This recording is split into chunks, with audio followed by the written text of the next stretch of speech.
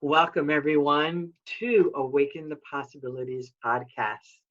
I'm your host, Terry Wildemann, and this is a very special podcast for entrepreneurs and business owners to assist them in growing their business in the areas of resilience, leadership, communications, and intuition.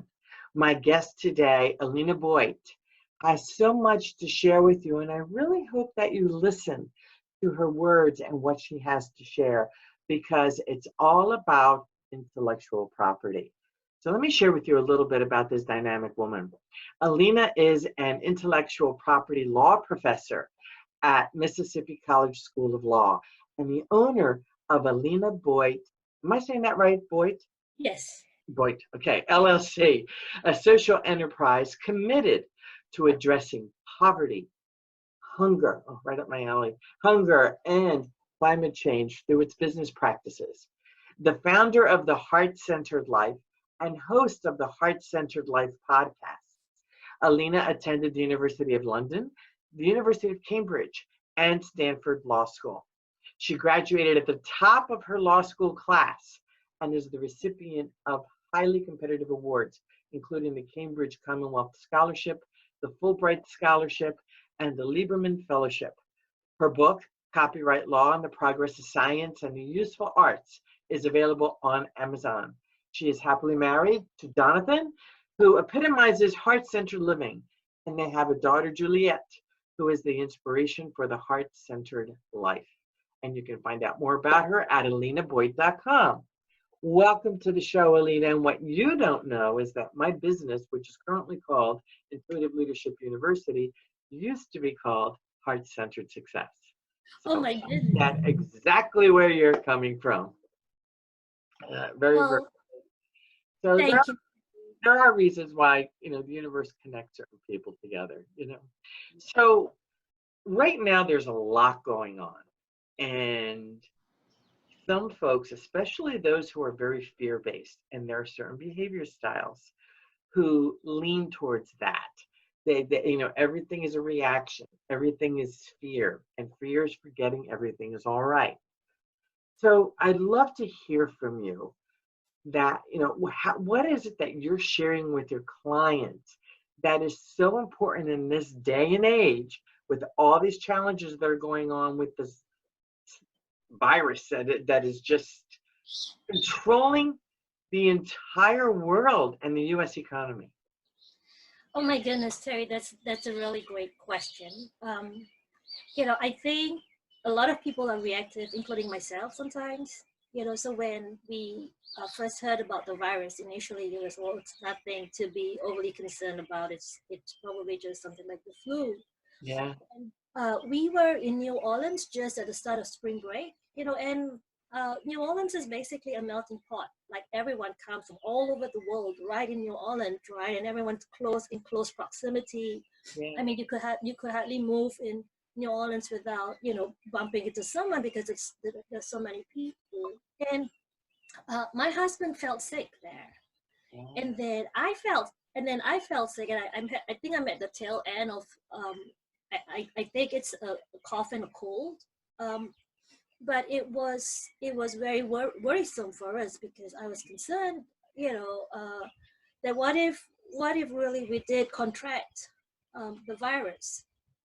So I think a lot of people, and I was responding out of fear. We better go back, we better make an appointment to see the doctor, we better stock up on supplies, medical supplies, and everything. And then when we come back from spring break, and my university issues this notice about how they are canceling classes and then moving to online instruction.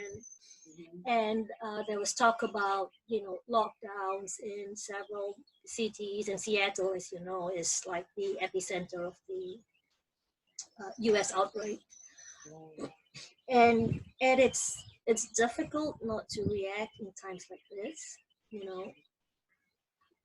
and so I think it's a normal human reaction to react to something that we are not accustomed to and that we're not used to.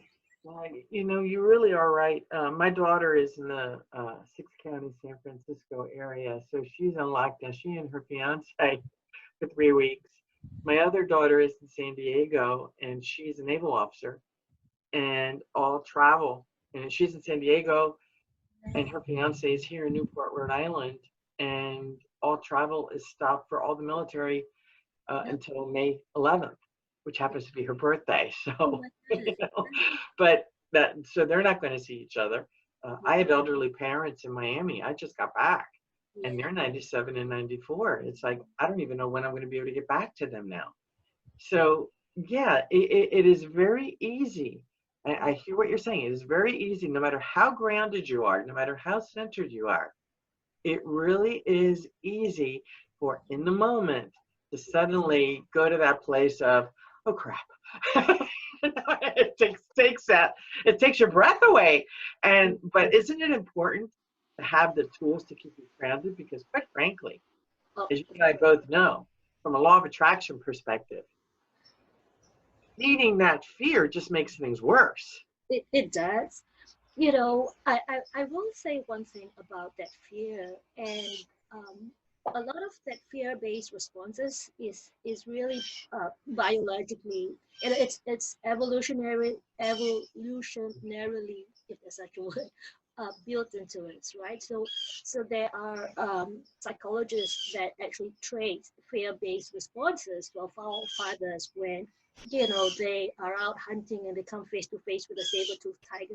They have to react quick in response, So I so it is a necessity. I mean, sometimes we need strong leaders who can look at information, accurate information, and then make quick decisions to protect the rest of it. So I'm not saying that fear-based responses is always uh, wrong. It's fear-based responses that are based on inaccurate information that So fear is not all. You're absolutely right. Not all fear is wrong. It's what you do with that fear that makes exactly a difference in whether or not you allow it to control you or you control exactly it. exactly And it makes it. But boy, that bird in the background is trying to get a message to us. exactly. And so to answer your question about, well, now that we've processed the fear, and it's kind of sunk in, how do we approach the situation that we are from a more uh, a heart-based, or as you say, an awakened, um, right, approach? So I'm curious. You are an intellectual property law professor. A lot of us are stuck in our houses. Yes. People are going to be writing. People are going to be creating new songs. People are going to be doing all kinds of perhaps crafts. It's creating a new world order Yes. where we really are required. And frankly, I as a law of attraction trainer, personally, I feel that this was a call from humanity for us to take a break and just stop. And Yes. that's what's happening. Families are coming together, things are happening. It's a great time for people to write their books, to get their courses together. So, from an intellectual property perspective, because this is a business show, and I know that you have a lot of really juicy insights that you can give us to help us with our intellectual property as well as our heart-centered living. How do the two of them combine, or is there a combination? That definitely is. So I love that question, Terry. That question really speaks to my heart. So I've spent a lot of time thinking about. I mean, I spent my whole career thinking about creativity and intellectual property. And the legal system in itself encourages creativity only to the extent that it tries to protect the commercial value, right? So the market, putting the work out there, and then oh, here are the rights that we're going to give you, such as the right to make exclusive reproduction, the right to make exclusive distribution. And those rights, of course, you can sell them, you can assign them away, but essentially that's what the legal system does, right? It protects those rights. But creativity actually, underlies the whole legal system. Everyone creates. It's not just your Disney or your Marvel, with your superhero movies, right? Every one of us creates, and we need to recognize that that while people pay to watch Frozen 2 or the latest Disney movies, people need, right? People want that, but what people really need is creativity from the rest of us. The work that each one of us do has a massive impact on the people who come who uses those works.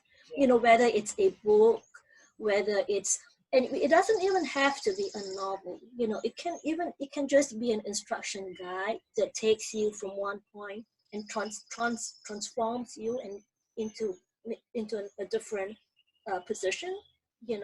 Like from like the very question you asked me.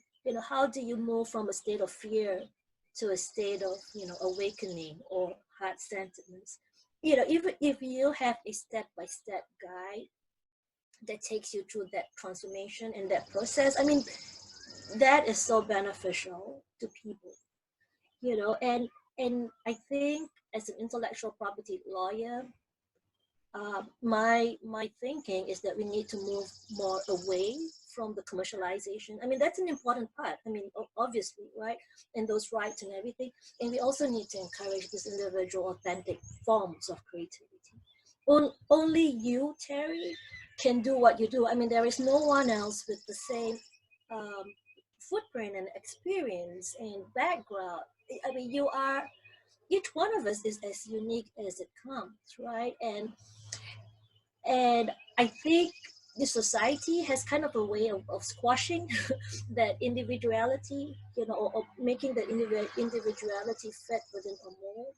And I think creativity is essential. It's the most important thing that awakens that authenticity or individuality, and the world needs more of that. Well, I agree with you. I do believe that. I mean, look at what's happening in our schools with our music programs and our art programs, and everything is so head-based. And I think you'll appreciate where I'm going to go with this. That what sunk the Titanic was not seen.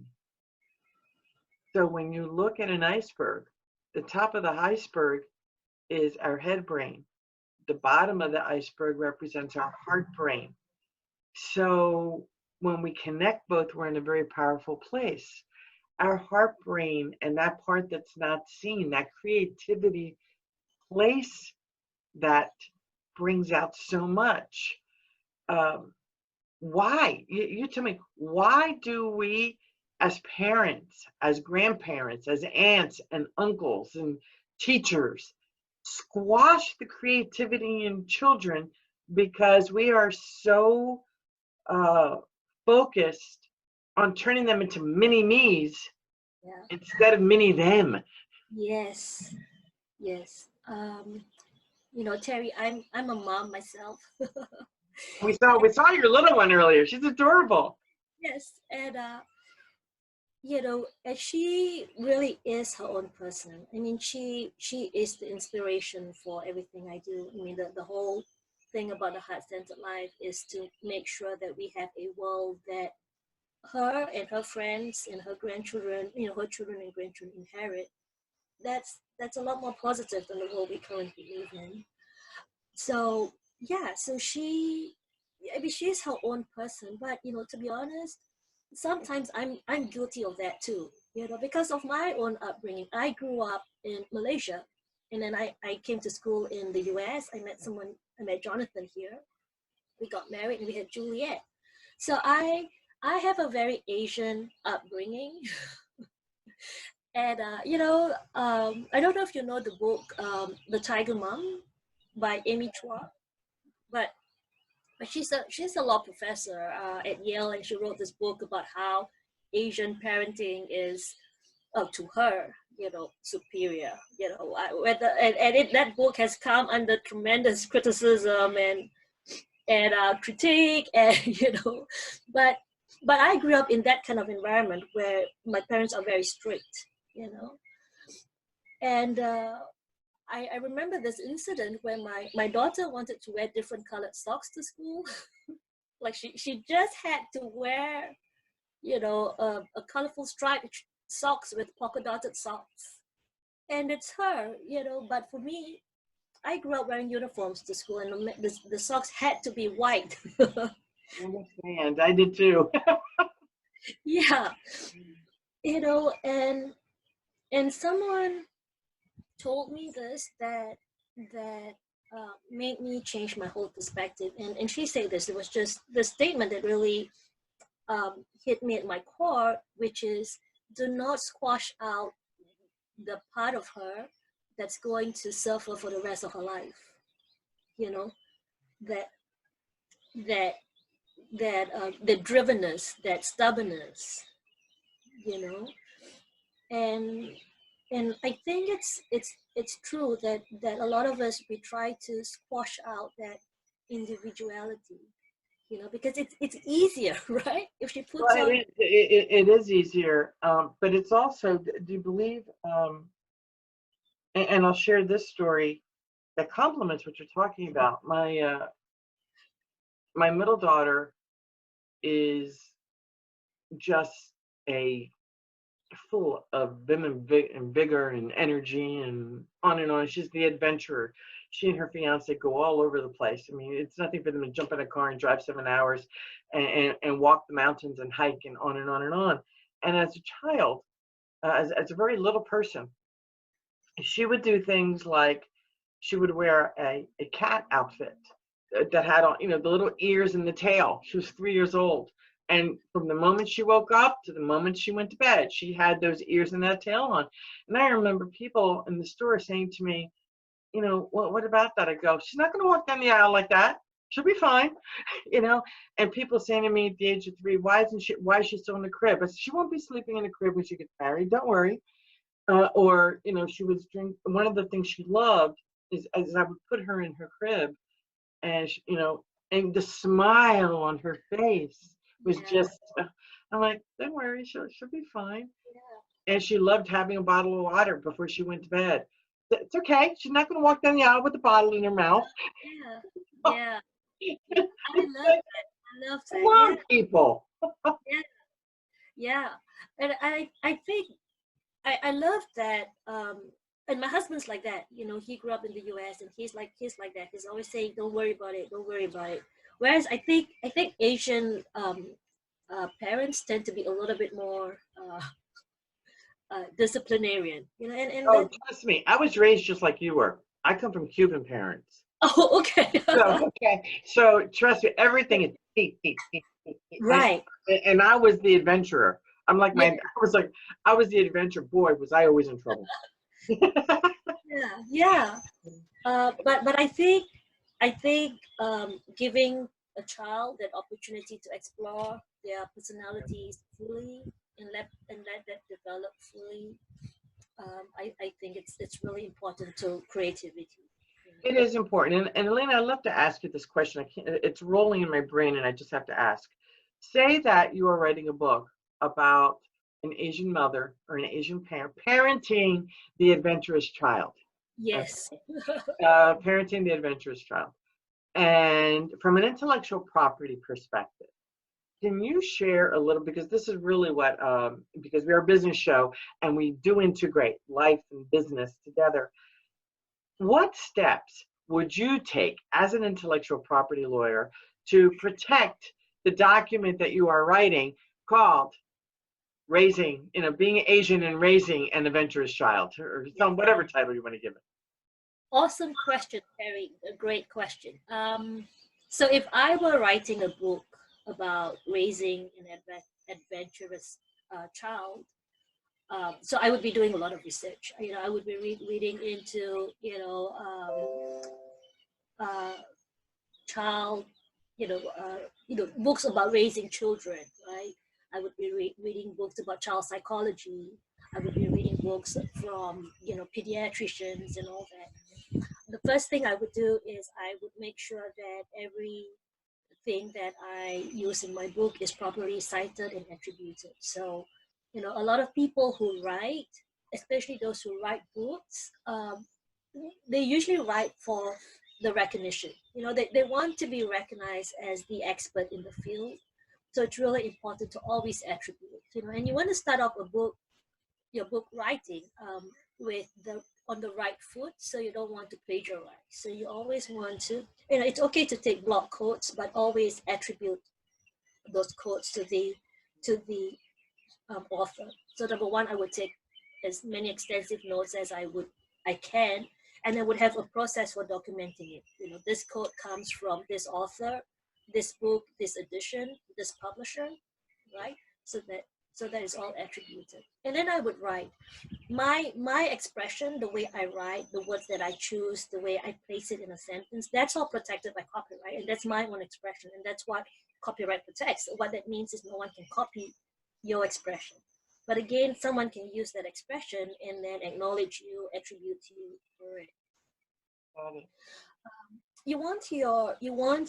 The second thing I would say is you want your expression to be as authentic and uniquely you as possible, so that even though you use somebody else's work, no one can accuse you of plagiarizing, because that's your own words, that's how you say it, and people need to hear the real you. So regardless of what you use as support or your references, it doesn't matter as long as what comes across in the book is really you. People need to read the real you. That is so important and powerful, and I think people forget that. Yeah. And writing a book, as an Asian parent writing a book about raising an adventurous child, of course I would be drawing from different cultures as well. I would say, in Asia, this is how we are raised. In Cuba, this is how we are raised. But a lot of I watched this TED talk once about how if Asian parents discipline their child in the US, it would be child abuse.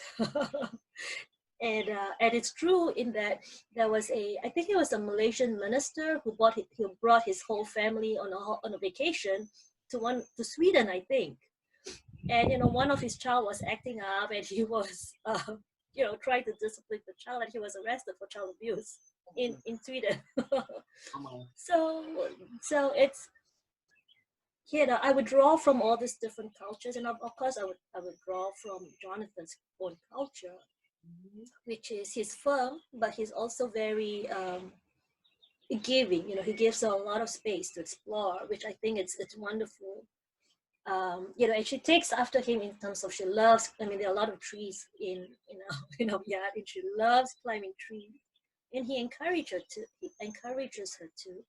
So I would draw from all these different cultures. And one thing I would say about drawing from different cultures is that you're drawing from the public domain. You're drawing from a lot of bits and pieces that are essentially public information. So things that are in the public domain, that's not protected by copyright. So you don't even have to attribute it to anyone. And how do you know that's a really great distinction there? How do you know that something is in the public domain and is not in the public domain? Yeah. So things that are basically traditional knowledge, stories that are told through generation orally, that's not protected, because copyright only protects things that are fixed. So something that is in a book, that's protected. But things that are information that that are provided as through word of mouth or through stories, through generation, that is oral based, that's not protected by copyright. So we know for a fact that's part of the public domain. So this conversation, what you just told me about Cuba, and the way Cuban parents parent, that's public domain information because it's not fixed. Arguably, this recording would be fixed, as a recording, but that information itself, it's is not part of the recording. And so what copyright law has is a very unique distinction between the idea and the expression. So when I talked to you just now about writing, being authentic and being individual in your expression, the reason why I say that also is because the more individualized and authentic your work is, it becomes your expression that is protected by copyright. Whereas the more vague your idea is, and you're drawing for different sources and all that, then that's just an idea and that's not protected. It's part of the public domain. Got it. Okay. So legally, it's important for you to be authentic, I think, in individual.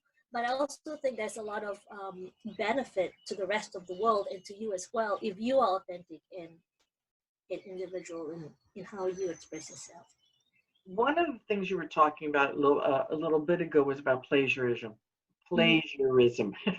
Plagiarism, yes. And that is a real issue. I mean, I'm a published author myself, and I know, that this is my book, The Enchanted Boardroom. This is my second solo book. I will never forget when my first book was written in 1998, and it was called 1-800-COURTESY, Connecting with the Winning Telephone Image. And I was on the phone with someone from a phone company. I'm not going to say which one. And they were, I don't even remember what they called me about, but they had my book in their hand. And one of the things that I wrote about is your phone greeting is like a handshake in person. And they were reading that part of my book out. And I heard her tell the person she was interacting with is, we have to include that in our training program. And I sort of sat there and was like, here they are talking to me, the author, on the phone, and they're not even realizing what they're doing because they didn't realize that I was listening to them, which I just didn't. I was so confused with the whole thing. And I never brought that up to anybody when it came to plagiarism. And I thought, are they even giving me credit for that? So let's pretend that they did not give me credit for it in the work that they're doing. What would I, as a business owner, what steps would I take to say, hey, they're plagiarizing? First of all, is that plagiarism? And secondly, what steps would I take if it was? So that's I think that's a really good question. I think good practice would be to recognize you for that quote. So if I were them, I would ask you first, is it okay? Yes, it's good practice. And then if you said okay, I would make sure that I attributed you for that quote. Okay. Now, on legally, is that so? Plagiarism is taking somebody else's work and not acknowledging them for it. Okay. So legally, whether you had a claim or not, that's a separate question, because the law doesn't protect. First thing, the law doesn't protect an idea. So it's easy for them to say, well, I just took an idea, right? Because if you say the way your phone greeting is as good as your handshake, right? It's a common idea. So it's going to be very hard for you to make the claim that they stole your expression. They'll say, well, it's just an idea. So it's going to be very hard for you to say that that's copyright infringement. And this happened, by the way, in like my book was written in 1998. So it was like 2000. So it was a long time ago. Yeah. I mean, in some countries like Germany and France, you could possibly say that they've infringed your moral right, because they didn't attribute that sentence to you. It's possible, but in the US again, it's hard because the US doesn't protect moral rights on a broad basis. Okay. Well, thank you for that. It was just something that always bothered me, and I never spoke to a copyright or an intellectual property lawyer, attorney about it. So thank you for answering that question that has been in the back of my mind for 20 years. You're welcome, Terry. That was my pleasure. I'm sorry. I think Okay, I understand. I understand. So, Alina, we're getting to the end of our show, and I would love to ask you, what can businesses, in a very short amount of time here, what can businesses do to create more social impact, especially with what's going on today? And could you leave us with your best idea when it comes to social impact for businesses? yes. Be authentic about the social impact that you want to make, because with social media, all we get is a lot of noise. And the more authentic an individual is and a business is about the impact that they want to make in the world around them, the better they break through through that noise and reach the right people. Okay. Well, thank you, Alina, so much for being here today. It's an absolute pleasure to get to know you, to meet you, Oh, your daughter, and the thank you. show. Thank It you. was a lot of fun. And folks, you can reach out to Alina at Alina Boyte, that's BOYTE.com. Alina, ALINA, Boyte, BOYTE.com. And I want to thank you again from the bottom of my heart. Thank you, Terry. This was a lot of fun interacting with you. Me too. About parenting, Asian. We went all over the place, from Yeah. intellectual property to culture to on and on and on. Lots of fun. So thank you again. And folks, Awaken the Possibilities listeners, I look forward to seeing you next time. To your success. Take care.